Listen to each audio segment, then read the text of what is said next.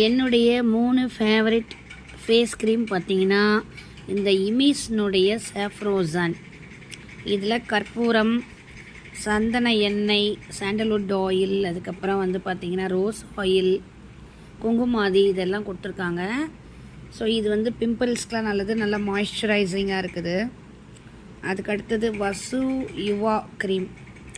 இது வந்து main ingredient வந்து ஆலிவேரா, மஞ்சள், அதுக்கப்புறம் வந்து இன்னும் நிறைய கொடுத்துருக்காங்க. இதுவுமே குங்குமாதி இதுலேயும் இருக்குதுன்னு நினைக்கிறேன். ஆமாம். ஸோ சூப்பராக இருக்குதுங்க. இது வந்து கொஞ்சம் க்ளோ கொடுக்குது நல்லா ஃபேஸ்க்கு. எனக்கு இது தான் ரொம்ப பிடிச்சிருக்கு எல்லா க்ரீமோட. இது வந்து வைத்தியரத்னம் ஃப்ளோரா ஃபேர் அப்படின்ற க்ரீமு. இதுவும் குங்குமாதி நிறைய போட்டிருக்காங்க. இதில் 5% வந்து குங்குமாதின்னு நினைக்கிறேன். ஸோ இதுவுமே ரொம்ப நல்லாயிருக்கு. இங்கே பாருங்கள், கடைசியாக கொடுத்துருக்காங்க பாருங்கள், 2 grams வந்து குங்குமாதி கொடுத்துருக்காங்க. ஸோ இதுவுமே ரொம்ப நல்லா இருக்குது, நல்ல மாய்ஸ்சரைசிங்காக இருக்குது இந்த க்ரீம் வந்து. இது வந்து நல்ல பலன் கொடுக்கும்னு நினைக்கிறேன் லாங் ரன்னில் யூஸ் பண்ணும்பொழுது.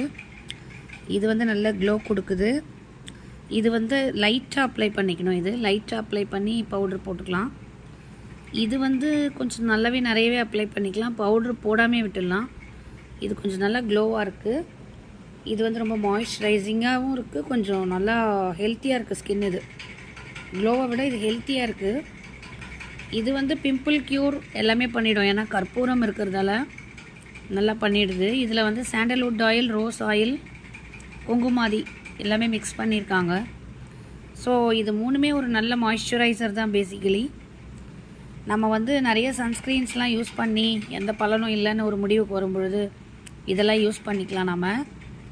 நம்ம ஸ்கின் ஓரளவுக்கு காப்பாற்றிக்கலாம். By by.